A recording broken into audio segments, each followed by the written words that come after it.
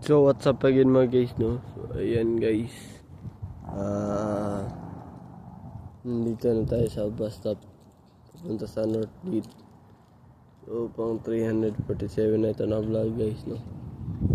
So wala pang bus guys.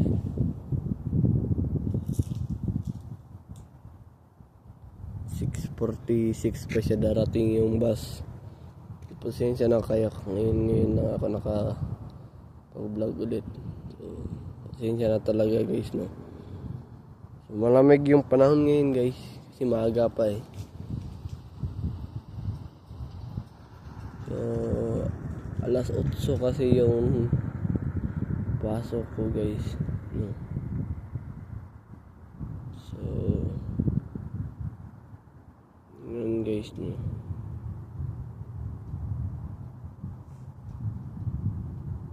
So, ayan.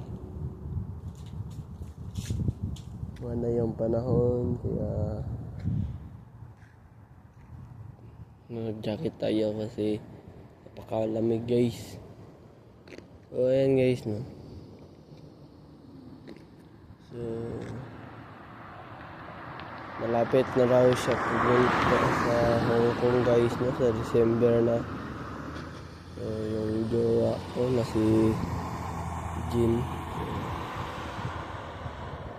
Sabi niya magkikita ra kami, pero paano kami magkikita eh wala pa akong ipon guys. So ayan guys, no.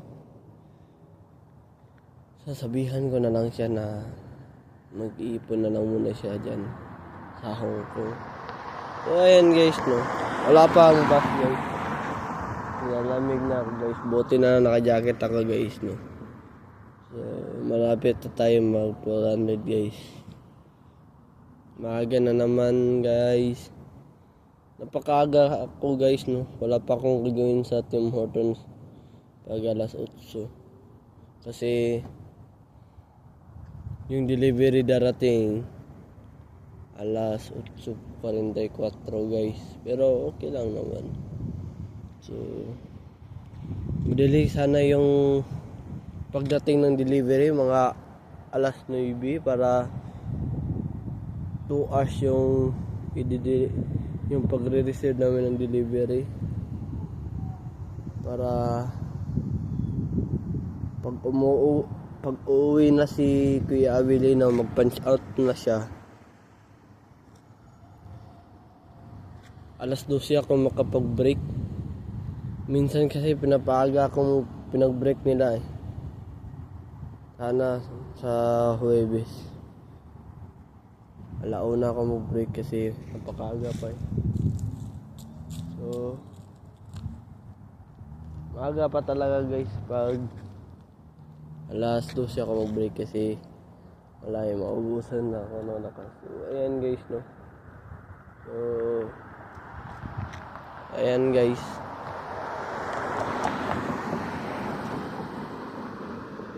So, bukas wala na naman tayong pasok. So, walang schedule guys. So, magpapaalam tayo sa head manager natin na hindi tayo papasok sa next Friday kasi birthday ng mama ko. Pero, ang sasabihin ko sa head manager namin, may appointment kami ng mama ko.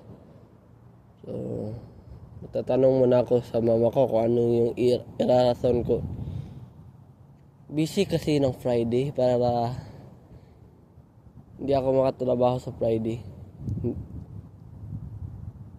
So, kailangan ko na maghanap ng trabaho, hindi yung fast food kasi yung manager eh, parang nag-iiba na yung ugali. So wala pa ring bus guys, no. So 4 minutes na lang. So ayan naman na ngayon guys, no. Dito na lang guys. Mayalit doon sa North Gate. So depende. Baka doon na lang sa